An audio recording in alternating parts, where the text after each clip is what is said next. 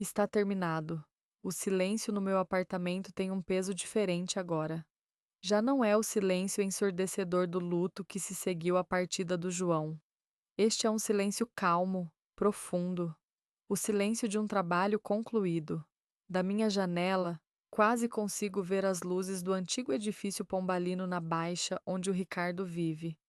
Ou melhor, onde o seu mundo desmoronou peça por peça. Ele pensa que foi uma tempestade de azar, uma série de coincidências terríveis que o atingiram sem aviso. Ele nunca saberá com certeza que fui eu o vento suave que iniciou o furacão. Mas às vezes, à meio da noite, espero que ele acorde com um único pensamento aterrador. A ideia de que a mulher discreta que dobrava-te a sua roupa e arrumava os seus livros foi a arquiteta da sua ruína. Ele tirou a alma do meu marido, o seu propósito, a sua luz. Eu apenas tirei-lhe todo o resto, e isso, para mim, parece-me justo, absolutamente justo. O meu marido, o João, era um homem de princípios. Ser advogado para ele não era uma profissão, era uma vocação. Ele acreditava na lei, na ordem das coisas, numa certa retidão que hoje parece quase ingênua. Ricardo de Almeida entrou nas nossas vidas como uma praga. Ele era um negociante de arte com um faro para o talento e uma total falta de moral. João representava um pintor idoso, um gênio esquecido cujas telas eram a sua única herança. Ricardo viu as obras, percebeu pelo seu valor e, através de uma teia de mentiras e contratos fraudulentos, apropriou-se de tudo. João lutou nos tribunais com a ferocidade de quem defende a própria alma. Mas Ricardo tinha mais dinheiro, melhores contactos e uma crueldade que o João não conseguia sequer compreender. Perdemos. Ver o Ricardo ser aclamado como um visionário por ter descoberto aquele artista, enquanto seu verdadeiro criador morria na pobreza, destruiu o meu marido. Não foi uma doença súbita, foi um desvanecer lento e doloroso. Ele perdeu a fé na justiça, no seu trabalho, no mundo. O brilho nos seus olhos apagou-se. Ele simplesmente desistiu de viver, um ano depois da sentença. Ricardo não o empurrou de uma ponte, não. Ele roubou-lhe a razão para atravessá-la. O luto foi o meu casulo. Lá dentro, a dor transformou-se em outra coisa, em algo duro, afiado e paciente. Antes de conhecer o João e o seu mundo de leis e contratos, eu tinha passado anos a estudar outro tipo de texto, o comportamento humano. A psicologia fora a minha primeira paixão, e agora, essa velha ferramenta tornava-se a minha única arma. Eu sabia que a violência seria demasiado simples para o Ricardo. Eu precisava de desmontar a sua vida, parafuso por parafuso. A oportunidade surgiu num pequeno anúncio. Eles procuravam uma assistente pessoal. Mudei o meu nome para Ana, o meu cabelo, a minha postura, construindo um passado ficcional. Ricardo, na entrevista, mal me viu, mas Sofia estava desesperada por uma aliada no seu próprio lar. Ela viu o que eu queria que visse: uma mulher simples, eficiente, inofensiva. Ela é perfeita, disse ela a Ricardo mais tarde, a voz suficientemente alta para que eu ouvisse do corredor. Não precisamos de mais verificações. Eu sinto que posso confiar nela. Ele, imerso nos seus negócios, apenas encolheu os ombros. A gestão da casa era o domínio dela. E assim, a primeira brecha na sua fortaleza foi aberta. Não por mim, mas pela própria rainha. A Sofia foi a minha primeira peça no tabuleiro. Ela era uma mulher bonita, mas a sua beleza era uma construção frágil, mantida com cremes caros e um pavor constante do tempo. A sua fraqueza era o ciúme patológico. Eu não me apresentei como uma ameaça, pelo contrário, tornei-me a sua confidente. Eu elogiava os seus vestidos, mas de uma forma que sublinhava o esforço por trás deles. Depois deixava cair comentários inocentes. Mencionava uma jovem e talentosa artista com quem o Ricardo se encontrava. Falava sobre a energia da nova estagiária na galeria dele.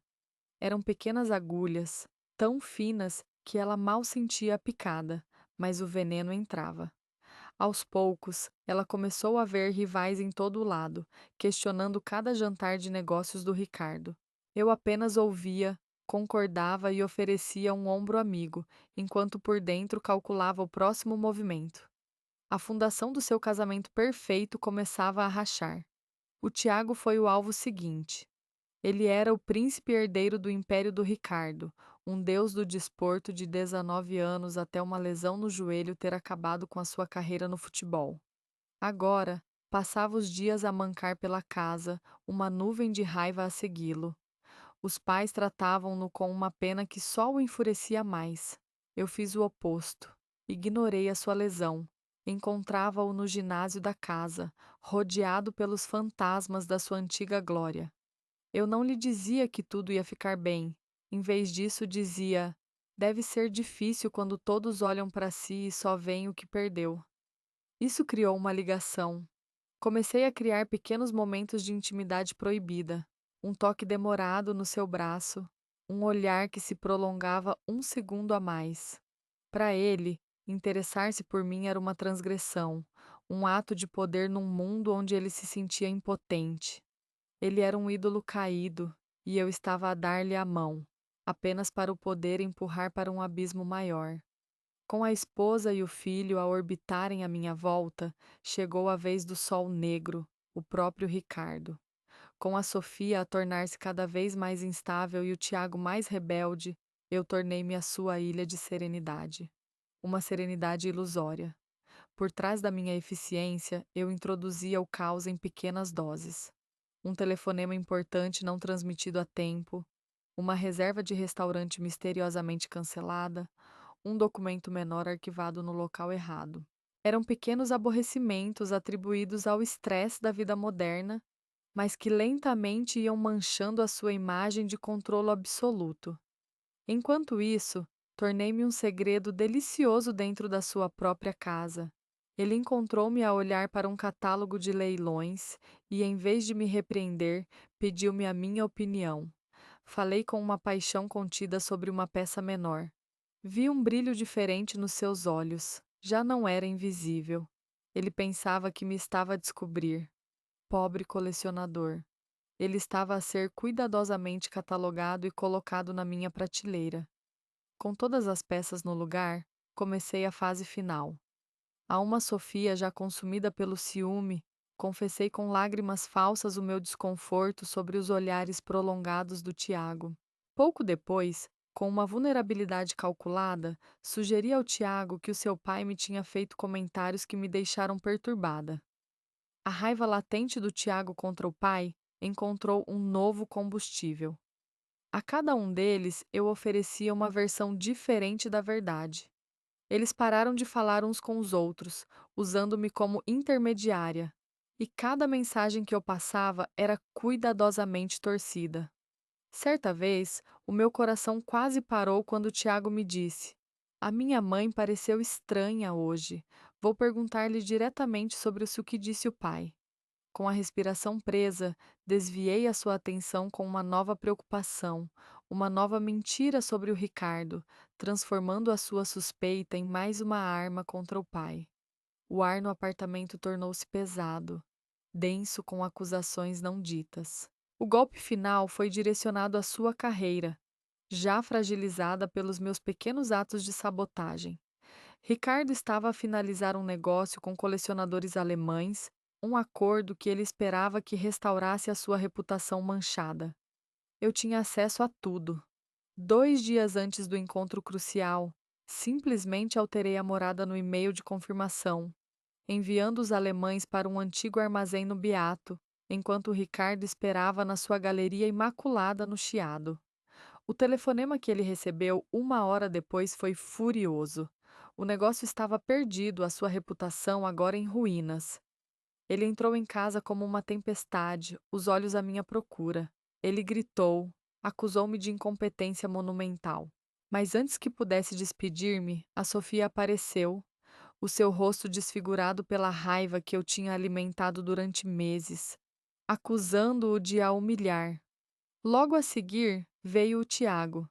Ele ficou entre mim e o pai, olhando para o Ricardo com um desprezo que eu nunca tinha visto. Naquele momento, vi o respeito do filho morrer. No meio dos gritos e acusações, eu simplesmente peguei na minha mala. Parei à porta, olhei para o caos que tinha criado.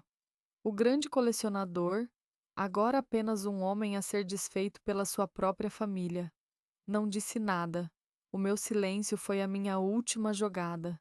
Deixei-os trancados no inferno que construí para eles. Um inferno de onde ele nunca iria escapar, porque nunca saberia quem abriu a porta.